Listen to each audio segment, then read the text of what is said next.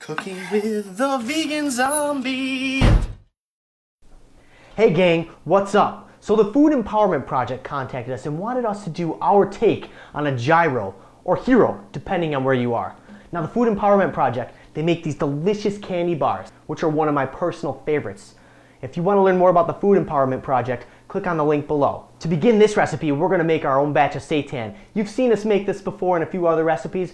We just tweak the flavors a little bit, so we're going to kind of bust right through it. 1.5 cups of vital wheat gluten.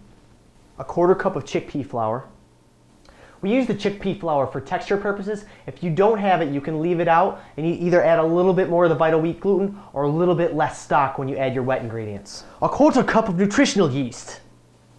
2 teaspoons of thyme, 2 teaspoons of rosemary, 2 teaspoons of salt, and 2 teaspoons of onion powder. A lot of number 2s in.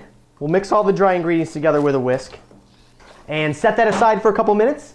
We'll mix our wet ingredients next.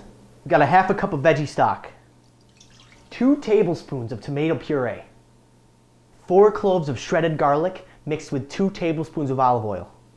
And we'll just whisk this all together. Next, we're going to add our wet ingredients to our dry ingredients and mix them all together. Now after a couple minutes of mixing it, you can just jump right in with your hands and start kneading it. Now this procedure is really good for your forearms, which will come in handy when you're fighting off zombies. Now at this point, your seitan mixture is going to be a little bit dry. So pour into a little bowl some veggie stock and add a tablespoon at a time. Now this could change depending on where you live and depending on how many zombies are out there, all that stuff. Now this is what we're looking for right here. If you can feel this through your computer screen or whatever it is you're watching this by, this is what we're looking for. We'll just let that sit for about 20 minutes. In the meantime, we're going to get our cooking broth ready. Now you can use 2 cups of veggie broth and 2 cups of water. You can use 4 cups of water, 4 cups of veggie, whatever you want, but you want 4 cups of liquid. And then you're going to add 3 or 4 bay leaves, 3 or 4 cloves of smashed garlic, and lastly, you're going to stir in 2 more teaspoons of thyme and 2 more teaspoons of rosemary. Take your finger in there and burn it right off. You're going to bring this to a boil and then just take it right off the heat. You're going to be using it in 5 minutes, maybe 6. All you have to do now is form the wheat gluten into a little loaf, put a piece of damp cheesecloth down, we're just going to wrap it. Now the cheesecloth is actually going to keep its shape so it doesn't blow up in the pan and look like something exploded in the oven. You don't want it to be all spongy, you want to keep it nice and dense for this recipe. I have here a glass baking dish and I'm going to pour our stock over the top of it. It already smells so good. All we have to do now, pop it in the oven at 350 degrees for 2 hours, flipping it over halfway through.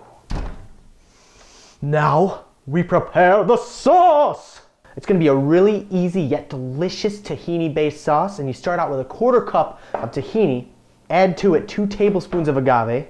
Going to be a little bit of a sweet sauce tonight, folks, a little bit of a sweet sauce. 1/2 teaspoon of salt, 2 teaspoons of freshly chopped dill. The juice of a lemon. Stab it a million times with a fork. Squeeze it into a little strainer to save it from getting seeds up in that sauce. Because nobody wants seeds up in that sauce. John, why are you so weird? Alright, so we're going to mix this all together very nicely using our caramel hands. Nobody has caramel hands. Because caramel hands are for terror. They're crazy lunch digits. Give it a little taste. Make sure it's good,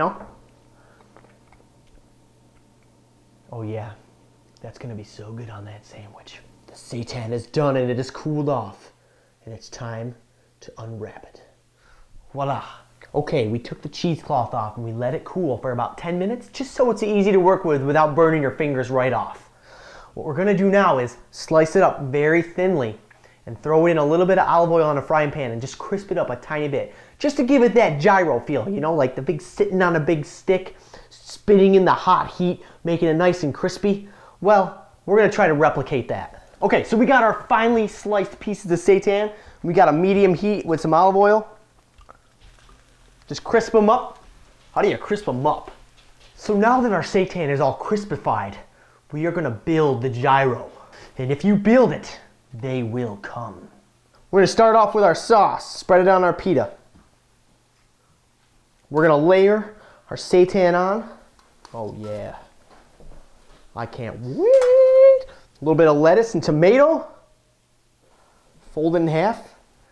And you got yourself a delicious gyro or hero, depending on where you are. So let's test this bad boy out.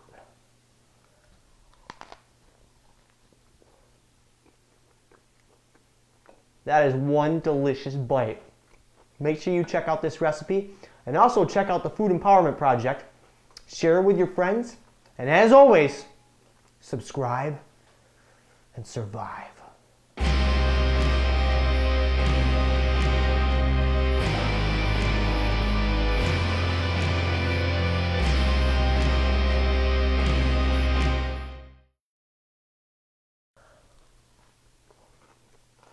What, you're still here? Get out of here, I'm trying to eat. What do you want from me?